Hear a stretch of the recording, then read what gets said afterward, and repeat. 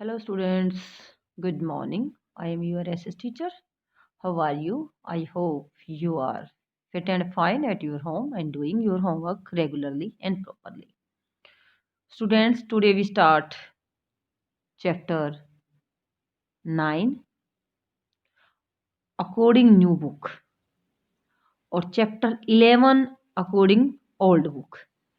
तो जिन विद्यार्थियों के पास ओल्ड बुक्स हैं वो अपनी ओल्ड बुक है वो अपना 11 चैप्टर ओपन करें, और जिन स्टूडेंट्स के पास बुक न्यू है वो अपना बुक लेसन नंबर 9 ओपन करें। ओके स्टूडेंट्स, ये ओल्ड बुक के अकॉर्डिंग 11 क्यों है? क्योंकि हमारे जो 2 पार्ट्स हैं आवर पास्ट की बुक्स के, फर्स्ट पार्ट में हमारे 6 चैप्टर थे पहले, उसमें 5 एक को हटा दिया गया है, अब 5 है। और सेकंड पार्ट का हमारा जो 10 लेसन है वो भी हमारे सिलेबस से हटा दिया गया है। इसलिए 2 चैप्टर हटने के कारण आज हम चैप्टर 11 ओल्ड बुक के अकॉर्डिंग और न्यू बुक के अकॉर्डिंग 9। वीडियो को ध्यान से सुनना है और लेसन को समझना है। The lesson name is the making of national moments 1870 decades 1947। जैसे फर्स्ट पार्ट में हमने 1857 का जो रिवोल्ट था, विद्रोह था, वो फर्स्ट पार्ट में हमने रीड किया। अब हम 1857 से जो रिवोल्ट चलता हुआ 1870 तक चलता रहा, उसके बाद क्या क्या स्थिति थी, उसके कंडीशन के बारे में, इंडियन कब जब हम आज़ाद हुई तब तक की जो प्रोसेस थी उसके बारे में हम इस चैप्टर में रीड करेंगे। नेशनल मोमेंट्स, राष्ट्रीय आंदोलन, यानी अपने देश को आज़ाद कराने के लिए कैसे हमारे देश के नेताओं ने आंदोलन किए थे, कैसे उनमें भाग लिया था। तो ये स्टोरी हम 1870 से लेकर 1947 तक के रीड करेंगे। अब आपके सामने ये पिक्चर दिखाई दे रही है। इस पिक्चर में क्या दिखा आपने? Police tear gas demonstrators during the quit India movement. भारत के अंदर क्विट इंडिया मूवमेंट चलाया गया था, भारत छोड़ो आंदोलन। उस आंदोलन के द्वारा पुलिस के द्वारा, या जो ब्रिटिश सरकार थी उसमें, उसने ऑर्डर दे दिया पुलिस को कि जो भीड़ है इस भीड़ पर आंसू के गोले छोड़े जाए। तो ये वही पिक्चर है उस टाइम की क्विट इंडिया मूवमेंट्स की। तो क्विट इंडिया मूवमेंट्स के पढ़ने से पहले हम यहाँ पिछले चैप्टर्स में हमने क्या क्या रीड किया है उसके बारे में एक नज़र यहाँ देखते हैं। British conquest of territories and takeover of kingdoms. जो ब्रिटिश थे, अंग्रेज थे, उनका कब्जा रियासतों पर और जो हमारे प्रांत थे उन पर हो चुका था। जो हमारा भू क्षेत्र था उनको अपने कंट्रोल में कर लिया था, उनको जीत लिया था। जो प्रांत थे या रियासतें थी, राजधानियां थी, उन पर अपना कंट्रोल कर लिया था। Introduction of new law and administrative institutes, और नए कानून बनाए गए थे और नई प्रशासन की जो संस्थाएं थी उनको बनाया गया। नई प्रशासन संस्थाएं बनाई गई, शासन चलाने की नई संस्थाएं बनाई गई थी और नए कानून बनाए गए। किसके द्वारा? ब्रिटिश के द्वारा। Change in the lives of peasants and tribals, जो किसानों की लाइफ थी या ट्राइबल थे, आदिवासी थे, जनजाति थी, उनकी लाइफ में, उनकी जिंदगी में बदलाव, क्या क्या बदलाव आए थे इस रूल्स के कारण। जो रूल बनाए थे वो हम educational change in the 19th century, जो पिछले चैप्टर में हमने एजुकेशनल के बारे में, कैसे यहाँ इंडियंस को एजुकेशनल देना चाहते, शिक्षा देना चाहते थे ब्रिटिश, उनके द्वारा ये हमने रीड किया। Debates regarding the condition of womens, औरतों की जो कंडीशन थी उसके सुधार से रिलेटेड हमने पिछले चैप्टर में रीड किया। Challenges to the caste system, caste system के बारे में भी हमने 9 चैप्टर में रीड किया, 8 में। सोशल एंड रिलीजियस रिफॉर्म, समाज और धार्मिक सुधार। रिवोल्ट ऑफ 1857 एंड आफ्टरमैथ, और उसके 1857 का जो विद्रोह था उसके बारे में हमने फर्स्ट पार्ट में रीड किया। उसके बाद का जो टाइम पीरियड है 1870 के आसपास तक का हमने रीड किया। The decline of craft and growth of the industries, कैसे जो हाथ की कारीगरी थी वो खत्म होती चली गई और किसकी ग्रोथ हुई थी? इंडस्ट्री की, कारखानों की, उद्योगों की ग्रोथ हुई थी, वृद्धि हुई थी। On the basis of what you have read about these issues, do you think Indians were discontented with British rule? If so, how were different groups and classes dissatisfied? तो इन मामलों के बारे में आपने जो भी हमने रीड किया है अभी तक पिछले चैप्टर्स में, जो 8 चैप्टर हम कंप्लीट कर चुके हैं, 9 अब स्टार्ट करने जा रहे हैं, तो उन सब चैप्टर में हम उन लेसन में हमने जो रीड किया है उसके आधार पर क्या आपको ऐसा लगता है कि भारत के अंदर जो जनता है वो अंग्रेजों के शासन से असंतुष्ट थे? तो क्यों थे? यहाँ तक कि जो अलग अलग ग्रुप के लोग थे, अलग अलग कैटेगरीज क्लास ग्रुप के लोग थे, वो डिससेटिस्फाइड थे, असंतुष्ट थे। क्यों थे? तो इनके बारे में ये सारे जो पॉइंट हमने पिछले चैप्टर के अकॉर्डिंग रीड किया, अब इनके बारे में क्यों असंतुष्ट थे, इनके बारे में आगे हम रीड करेंगे। एमर्जेंस ऑफ द नेशनलिज्म, कैसे राष्ट्रवाद को बढ़ावा दिया गया, कैसे राष्ट्रवाद को बढ़ावा मिला, उदय हुआ। अबोव मेंशन डेवलपमेंट्स, ऊपर जो दिए गए हैं बदलाव या विकास, lead the people to ask a crucial question, यानी ऊपर जो चेंजेस के बारे में लोगों को एक अहम जो क्वेश्चन पूछा जा रहा है, क्रूशियल क्वेश्चन जो पूछा जा रहा है, उसके बारे में सोचने के लिए हमें विवश कर दिया गया है। उसके बारे में हम सोच रहे हैं, what is this country of India and for whom is it meant. इसमें क्या पूछा गया है कि यह देश क्या है और किसके लिए है। व्हाट इज दिस कंट्री, यह देश क्या है, भारत जो देश है वो क्या है। For whom is it means, और ये किसके लिए है।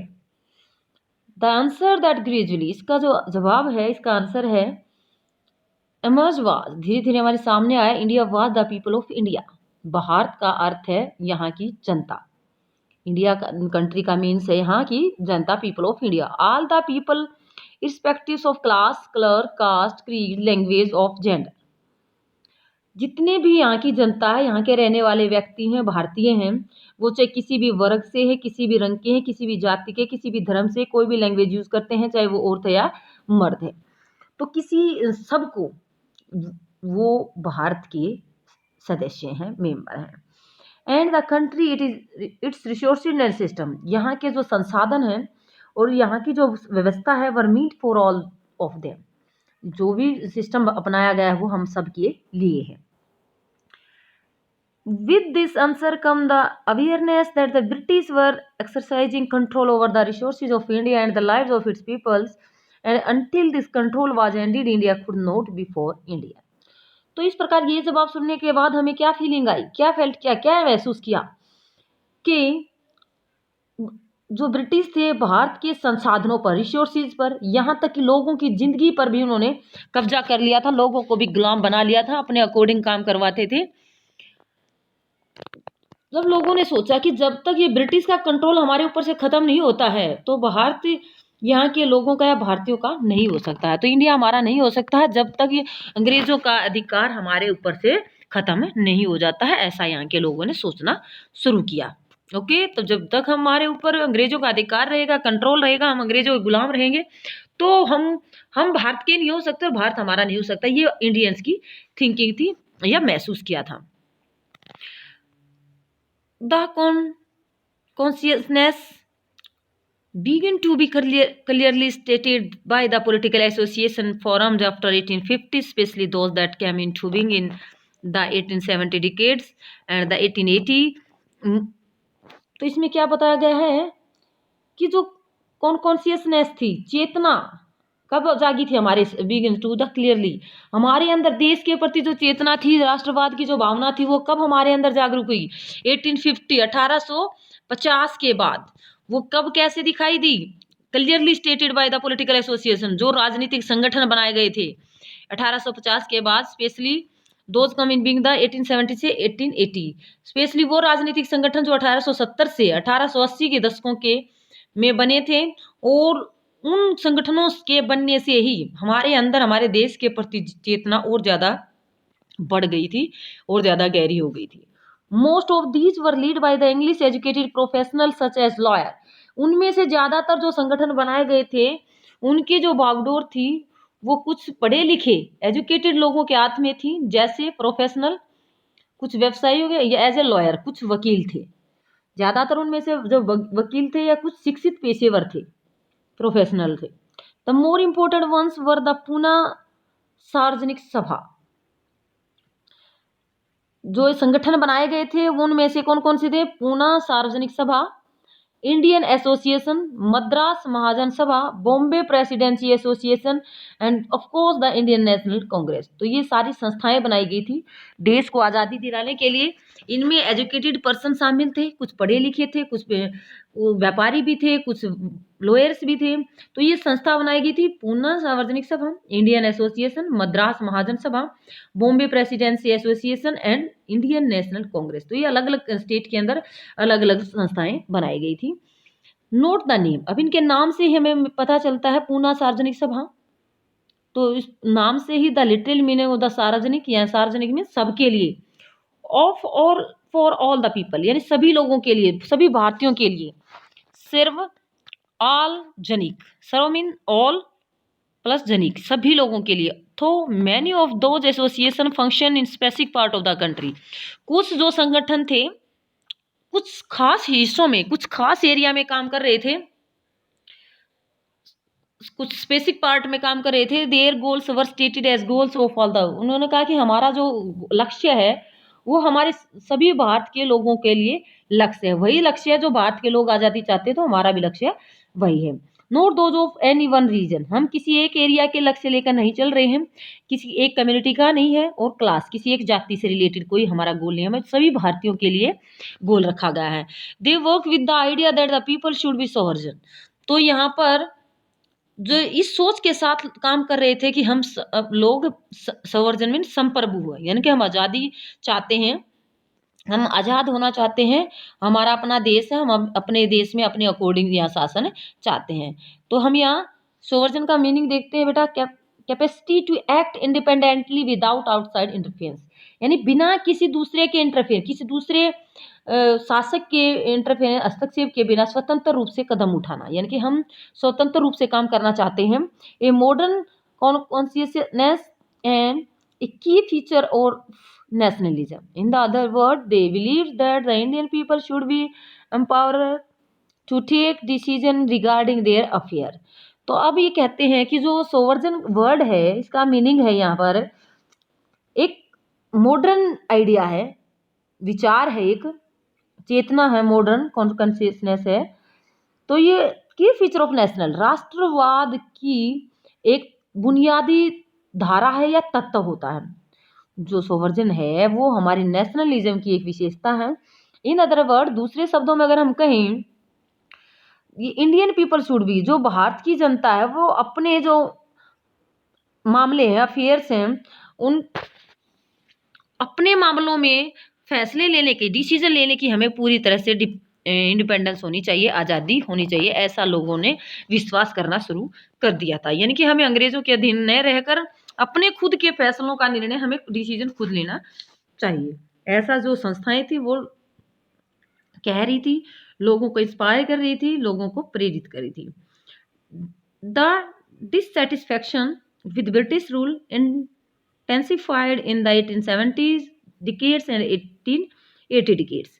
तो 1870 से 1880 के डिकेड्स में जो ब्रिटिश रूल था उसके प्रति डिससेटिस्फैक्शन, असंतोष और ज़्यादा बढ़ता जाता, लोग और ज़्यादा नाराज होते जा रहे थे अंग्रेजों से, क्योंकि अंग्रेज अपने अकॉर्डिंग यहाँ रूल बना रहे थे, अपने अकॉर्डिंग लोगों से काम करवा रहे थे, अपने अकॉर्डिंग लोगों पर टैक्स लगाते जा रहे थे, जो कृषि से रिलेटेड टैक्स बढ़ाते जा रहे थे, फॉरेस्ट से रिलेटेड उनको रिजर्व में अलग अलग कैटेगरी में रखते जा रहे थे।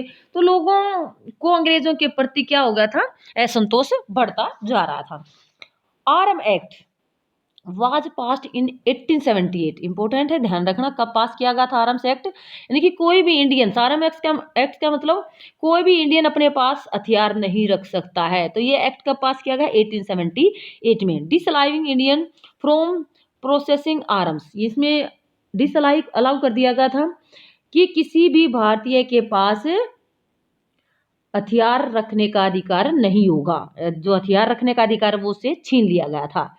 इन द सेम ईयर, इसी साल एक एक्ट और पास किया गया था जिसका नाम था वर्नाक्युलर एक्ट।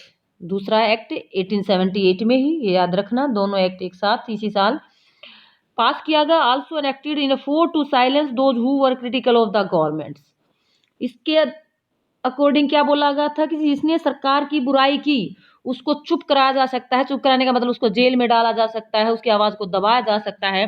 तो ये दोनों एक्ट भारतीय जनता पर प्रेशर बनाने के लिए बनाए गए थे, ताकि भारतीय जो जनता है वो आवाज़ न उठा सके, अपने पास हथियार रखेगी तो अंग्रेजों के खिलाफ आवाज उठा सकते हैं। अगर उनके पास हथियार ही नहीं होंगे तो कैसे लड़ेंगे। तो अंग्रेजों ने धीरे धीरे भारतीयों को अपनी मुट्ठी में लेने के लिए इस प्रकार के कानून या एक्ट पास करना शुरू कर दिया था। The act allow the government to confiscate the assets of the newspaper including their printing press if the newspaper published anything that was found objectionable। तो इसमें अंग्रेजों ने ये तक भी कह दिया, जो वर्नाकुलर प्रेस एक्ट पास किया गया था इसमें सरकार को अधिकार मिल गया था कि अगर कोई न्यूज़पेपर इस प्रकार की न्यूज पब्लिश करेगा जो अंग्रेजों की बुराई है, जिसमें अंग्रेजों की आलोचना करते हैं, तो उसका जो प्रिंटिंग प्रेस है उसको भी क्या कर दिया जाएगा, उसकी जो प्रिंटिंग प्रेस उसको जब्त कर लिया जाएगा। 1883 there was a furor over the attempt by the government to introduce Ilbert bill. अब 1883 में 78 के बाद 83 में एक और बिल बना दिया गया अंग्रेज सरकार ने, जिसको क्या बोला गया, इल्बर्ट बिल। इस बिल के अकॉर्डिंग क्या प्रोवाइडेड था, for the trial of British of European person by Indians. तो इस एक्ट के अकॉर्डिंग क्या बना दिया गया था कि जो इंडियन जज हैं ब्रिटिश या यूरोपीय व्यक्तियों पर मुकदमे चला सकते हैं। यानी एक बिल बनाया गया था, trial of British European person by Indians. भारतीय के द्वारा ब्रिटिश या यूरोपियन आदमियों पर भी केस दायर किया जा सकता है। And sought equalities between British and Indian जज इन द कंट्री। और इसमें क्या बताया गया था कि भारतीय न्यायाधीश के और ब्रिटिश न्यायाधीशों के बीच में इक्वालिटी स्थापना करने के लिए समानता, एक जैसी इक्वलिटी, समानता स्थापित करने के लिए कानून बनाया गया था। बट वहन white opposition forest the government, लेकिन जो अंग्रेज थे वो इस एक्ट के खिलाफ थे। अंग्रेजों ने इसका एक्ट का विरोध किया और इसके कारण जो सरकार टू विदड्रॉ द बिल, इस बिल को वापस ले लिया, इल्बर्ट बिल को। इल्बर्ट एक अंग्रेज अधिकारी था जिसके द्वारा कहा गया था कि जो जज हैं उनमें इंडियंस को भी शामिल किया जाए, इंक्लूड किया जाए, लेकिन अंग्रेजों के द्वारा इसका विरोध किया गया और सरकार के द्वारा यह बिल वापस से ले लिया गया था। The event highlighted the racial attitudes of the British in India. तो इससे क्या पता चला था कि भारत में अंग्रेजों की असली जो एटीट्यूड है, रवैया है, उसके बारे में इस घटना से पता चला। कौन सी घटना से, 1883 में जो इल्बर्ट बिल था जिसमें भारतीयों के लिए थोड़ा सा सोचा गया था। भारतीय के जो पढ़े लिखे लोग हैं, एजुकेटेड लोग हैं, जो न्यायाधीश बन चुके थे, जज बन चुके थे, तो उन जजों को यूरोपीय और ब्रिटिश लोगों पर भी न्याय सुनने का, मतलब जो केस दायर करने का अधिकार मिल गया था, लेकिन अंग्रेजों ने इसका विरोध किया था। इस प्रकार जो ब्रिटिश सरकार थी, ब्रिटिश सरकार के द्वारा इल्बर्ट बिल को वापस से ले लिया गया था। तो इस घटना के बाद उनके असली रवैये का पता चल चुका था भारतीय लोगों को। The need for an all-India organization of educated Indians had been felt since 1880, but the Ilbert Bill controversy depends this desire। तो जो पढ़े लिखे एजुकेटेड व्यक्ति थे भारत के, उनके द्वारा एक ऑर्गेनाइजेशन बनाई जिसका नाम है ऑल इंडिया ऑर्गेनाइजेशन, सभी भारतीयों के लिए। हैड बीन फेल्ट 1880, जो 1880 से महसूस की जा रही थी कि एक ऐसी संस्था बनाई जाए। लेकिन इल्बर्ट बिल जो पास किया गया उसकी जो कंट्रोवर्सी हुई थी, इसकी कंट्रोवर्सी के बाद यह और ज्यादा महसूस किया जाने लगा कि भारत के लिए ऑर्गेनाइजेशन बनाना बहुत जरूरी है। डिजायर, इस इच्छा को और डिपेंड कर दिया और गहरा कर दिया था। The Indian National Congress was establish when 72 delegates from all over the country meet at Mumbai in December 1885। ये बात कब की चल रही है, 1883 में एल्बर्ट बिल था, उसके बारे में जो कंट्रोवर्सी हुई थी, उसके 2 साल बाद 1885 में इंडियन नेशनल कांग्रेस INC, जो आज हमारी कांग्रेस पार्टी है, उसकी स्थापना की गई। इंडियन नेशनल कांग्रेस की स्थापना की गई थी दिसंबर 1885 में मुंबई के अंदर। 72 सदस्य थे, प्रतिनिधि थे जिन्होंने भाग लिया था। जो 72 डेलीगेट्स थे वो पूरे भारत से इसमें मिले हुए थे। अर्ली लीडरशिप, जब ये स्टार्ट की गई, कांग्रेस की स्थापना की गई थी, तो इसका जो नेतृत्व था दादा भाई नौरोजी, फिरोज शाह मेहता, बदरुद्दीन तैयब जी, वीसी बनर्जी, सुरेंद्र नाथ बनर्जी, रोमेश चंद्र दत्त, सुब्रमण्यम अय्यर, एस सुब्रमण्यम अय्यर, ये सभी नेता उसमें शामिल थे। जो मेन नेता थे इसमें, इस संगठन में जो आईएनसी बनाई गई थी, इंडियन नेशनल कांग्रेस बनाई जा रही थी, तो इसमें जो मेन नेता थे दादा भाई नौरोजी थे, फिरोज शाह मेहता थे, बदरुद्दीन तैयब जी थे, WC बनर्जी थे, सुरेंद्र नाथ बनर्जी, रोमेश चंद्र दत्त, एस सुब्रमण्यम अय्यर, ये सभी थे। ये ज्यादातर बम्बई और कोलकाता से थे। कहाँ से थे? बम्बई और कोलकाता से थे। नेहरू जी ये बिजनेसमैन, जो दादा भाई नौरोजी थे वो एक बिजनेसमैन थे। पब्लिसिस्ट सेटल इन लंदन, कहाँ रहते थे? प्रचारक भी थे और लंदन में रहते थे। पब्लिश में प्रचार करने वाले लंदन में रहते थे। कौन? दादा भाई नौरोजी के बारे में बात कर रहे हैं। For a time member of British parliament, कुछ समय के लिए ये पार्लियामेंट के भी सदस्य रहे थे। गाइडेड द यंगेस्ट नेशनलिस्ट, इसके द्वारा गाइड किया गया था जो भारत के जवान राष्ट्रवादी थे, उनको मार्गदर्शन किया था। ए रिटायर ब्रिटिश ऑफिशियल, एक अंग्रेज रिटायर ब्रिटिश अफसर, A.O. ह्यूम, तो पहले दादा भाई नौरोजी थे जो लंदन की क्या थे, संसद के सदस्य भी थे और एक बिजनेसमैन भी थे। तो उन्होंने हमारे भारतीयों की मदद की थी। दूसरा व्यक्ति था एक रिटायर ब्रिटिश ऑफिशियल, जो रिटायरमेंट था, ब्रिटिश अधिकारी था, A.O. ह्यूम था। He played a part bringing Indians from the various region together, उसके द्वारा, A.O. ह्यूम के द्वारा अलग अलग एरिया के भारतीयों को निकट लाने की ज्यादा तो इम्पोर्टेंट भूमिका थी वो प्ले की थी। Publicist, someone who publishes an ideas and circulated information, writing report, speaking at meeting, meeting में बोलना, प्रचार प्रसार करना, रिपोर्ट छापना, सूचनाओं का प्रसार करना, इसको बोलते हैं पब्लिसिस्ट। ओके, यहाँ तक समझ में आया होगा। Who did the Congress seek to speak for, तो यहाँ कांग्रेस किसके पक्ष में बोलने का प्रयास कर रही थी? जो कांग्रेस पार्टी हमारी बनाई गई थी, इंडियन नेशनल कांग्रेस जो हमारी बनाई गई थी, तो ये न्यूज़पेपर के द्वारा बताया गया है। Indian mirrors wrote in January 1886 में। First national Congress at Bombay, जो पहली सभा हुई थी हमारी, वो बॉम्बे के अंदर हुई थी। Is the nucleus features parliament for our country will lead to good in conceivables magnitudes for our country में। तो इसमें जो राष्ट्रीय कांग्रेस की प्रथम सभा थी वो मुंबई के अंदर की गई थी और हमारे देशवासियों के लिए एक इसमें बताया गया कि हमारे देश के लोगों के लिए ये लाभकारी रहेगी। बदरुद्दीन तैयब जी के द्वारा इसको संबोधन किया गया था कांग्रेस एज प्रेसिडेंट 1887 में। ये 1886 की बात है। अब दूसरी है 1887 में। उसने कहा था this Congress is a composed of the representatives not of any one class और community of India but of all the different community of India. Tayyab ji ने क्या कहा था कि कांग्रेस भारत के किसी एक वर्ग या समुदाय के प्रतिनिधि न होकर पूरे भारत के लोगों की या समुदाय की क्या है, रिप्रेजेंटेटिव है। A nation in the making, उभरता हुआ राष्ट्र। कैसे एक भारत राष्ट्र है वो राष्ट्र के रूप में उभरा था। It has often been said that the Congress in the first 20 years was moderate in its objectives and methods।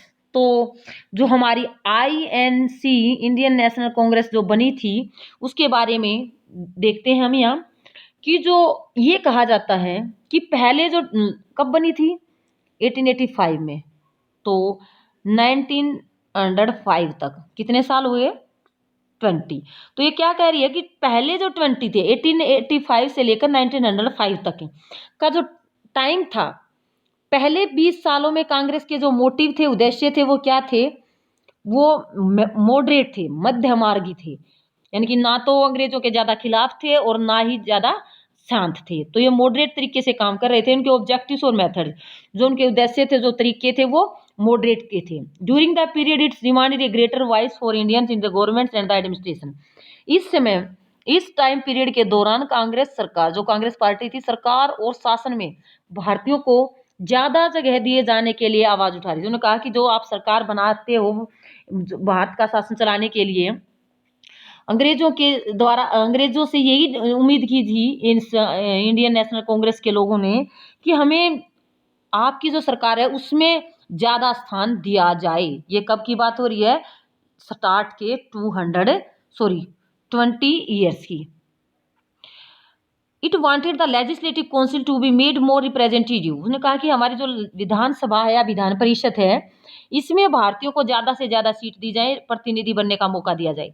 Given more power, ज्यादा शक्ति दी जाए। And introduce in the provinces where non excited, और ये बताया जाए कि प्रांतों में परिषदें नहीं है उनका गठन किया जाए। ये कहा गया कि हमें पावर ज्यादा दी जाए, हमारे को रिप्रेजेंटेटिव बनाया जाए, और जहां पर जिन प्रांतों में लेजिस्लेटिव काउंसिल नहीं है वहां पर लेजिस्लेटिव काउंसिल बनाया जाए। It demand that the Indian be placed in high position in the government. इस डिमांड से कांग्रेस क्या चाहती थी कि सरकार को भारतीय जो लोग हैं उनको ऊंचे पद दिए जाए, भारतीय जो एजुकेटेड पर्सन है उनकी जो हाई पोस्ट है वो दी जानी चाहिए, हाई पोजीशन वाली पोस्ट दी जानी चाहिए सरकार के अंदर। For this purpose it called for civil service examination. और कहा गया कि जो सिविल सर्विस एग्जामिनेशन है वो भारत में भी आयोजित की जानी चाहिए, held in India as well. Bharat के अंदर भी ये परीक्षाएं की जानी चाहिए, नॉट जस्ट इन लंदन, न केवल जो लंदन में आयोजित होती थी IPS ICS की जो एग्जामिनेशन थी, ऑफिसर बनने की एग्जामिनेशन थी, वो केवल लंदन में होती थी। तो भारत के लोगों के द्वारा डिमांड रखी गई है परीक्षाएं, ये सिविल सर्विस एग्जामिनेशन इंडिया के अंदर भी किए जाने चाहिए। The demand for the Indianisation of the administration was part of the movement against racism.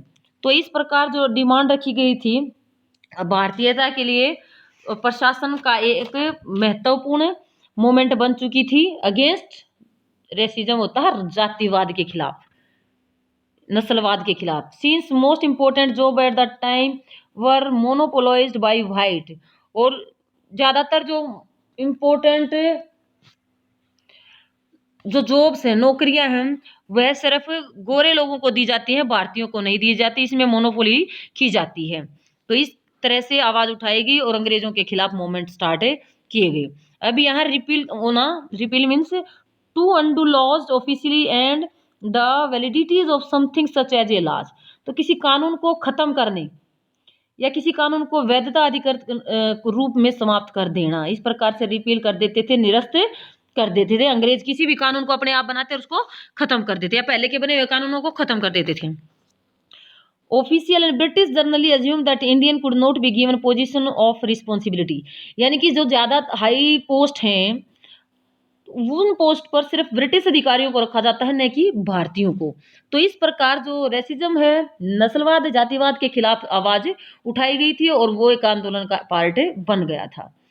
अब सिंस ब्रिटिश ऑफिसर, जो अंग्रेज अधिकारी हैं, वर सेंडिंग ए मेज part of their large salary home, उनका जो सैलरी का, वेतन का ज्यादातर हिस्सा था वो कहाँ भेज देते थे? अपने देश ब्रिटेन में भेज देते थे। It was hoped would also reduce the drain of wealth to education England.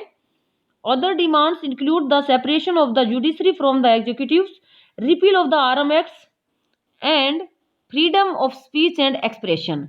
तो ये जो ब्रिटिश अधिकारी थे ये आमतौर पर मानकर चलते थे कि इंडियंस को जो रिस्पॉन्सिबिलिटी वाले हैं पद है वो नहीं दिए जा सकते, क्योंकि वो उनको ज्यादा पढ़ा लिखा नहीं मानते थे, एक्सपीरियंस नहीं मानते थे। अंग्रेज जो अफसर थे, ऑफिशियल थे, उनको बहुत ज्यादा वेतन मिलता था, उस वेतन का एक बहुत बड़ा पार्ट वो ब्रिटेन भेज देते थे। और लोगों को यही उम्मीद थी कि जो इंडियनिज्म है, भारतीयकरण है, यहाँ की धन संपत्ति भी कुछ हद तक भारत में रुकने लगी। ये तो यानी कि अगर हाई पोस्ट इंडियंस लोगों को मिलेगी, जो पैसा वो इंग्लैंड भेज रहे हैं तो वो यहीं पर रह जाएगा। इस प्रकार की डिमांड इंडियन के द्वारा की गई थी।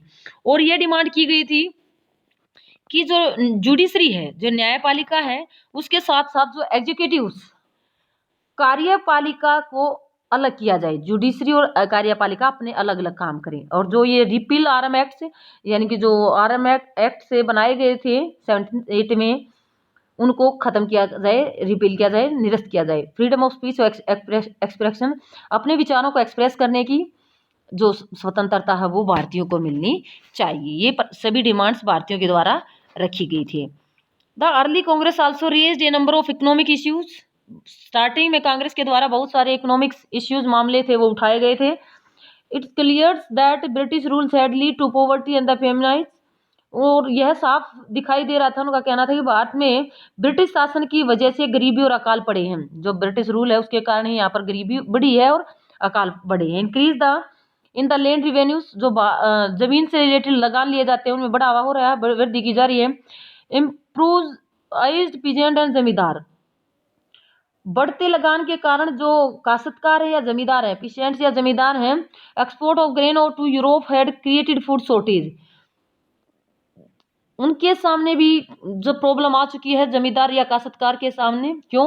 क्योंकि जो अनाज है, ग्रेन है, उसका ज्यादातर पार्ट है वो इंग्लैंड भेज दिया जाता है, जिसके कारण भारत के अंदर जो खाद्य की है वो शॉर्टेज होती जा रही है, फूड शॉर्टेज बढ़ती जा रही है। The Congress demanded reduction of revenue, तो कांग्रेस के द्वारा डिमांड की गई कि जो रिवेन्यू लगान टैक्स का है उसमें रिडक्शन की जाए, कमी की जाए। कट इन मिलिट्री एक्सपेंडिचर, और जो सेना पर खर्च किया जाता है उसमें कमी की जाए। And more fund for irrigation, और जो सिंचाई है फसलों के लिए उसमें ज़्यादा पैसा लगा जाए। It passed many resolutions on salt tax, उसने कहा कि जो नमक कर है उसको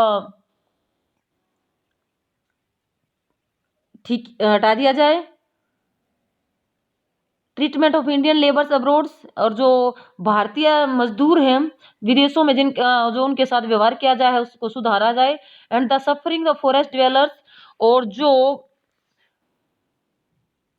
जंगलों में रहने वाले लोग हैं उनकी बढ़ती मुसीबतों को कम किया जाए। ये सभी डिमांड्स अंग्रेजों के सामने रखी गई थी। Post by an interfering forest administration, क्योंकि फॉरेस्ट के से रिलेटेड जो रूल बनाए गए हैं वो प्रशासन के द्वारा हटाए जाएं। All the show that the despites being a body of the educated elites, the Congress did not talk only on behalf of professional group and zamindar and industries. तो इस प्रकार भारतीयों के द्वारा, इंडियंस के द्वारा जो डिमांड की गई हैं उनको एक्सेप्ट किया जाए, स्वीकार किया जाए। कांग्रेस का ये कहना था या मानना था कि जो सरकार है, ब्रिटिश गवर्नमेंट है, भारतीयों की भावना से उनको अवगत कराया जाए कि भारतीय लोग किस प्रकार की इच्छा रखते हैं और क्या सुधार करवाना चाहते हैं। ये सारी डिमांड्स ब्रिटिश गवर्नमेंट के सामने जो INC थी, इंडियन नेशनल कांग्रेस थी, उसके द्वारा रखा, ये सारी डिमांड्स ब्रिटिश गवर्नमेंट के सामने रखी गई।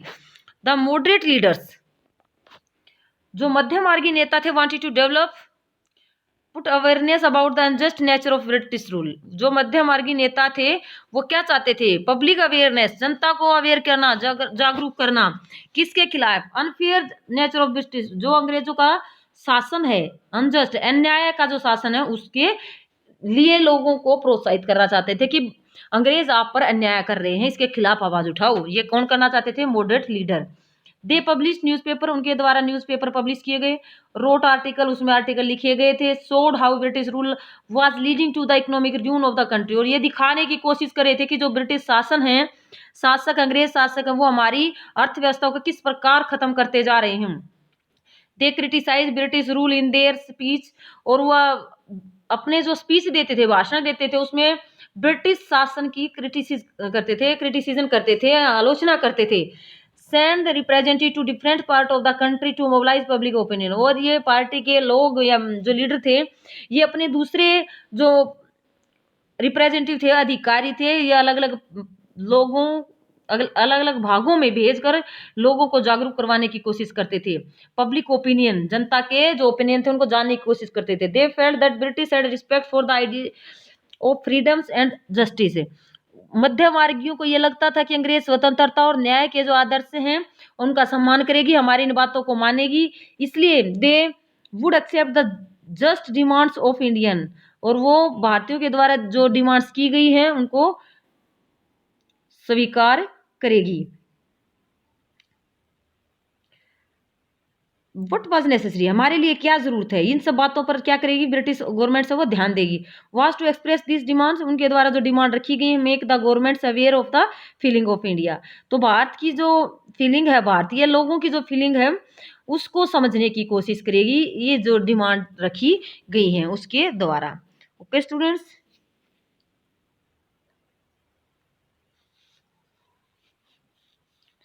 वीडियो को ध्यान से सुनना है, लेसन को समझना है। Okay, thank you.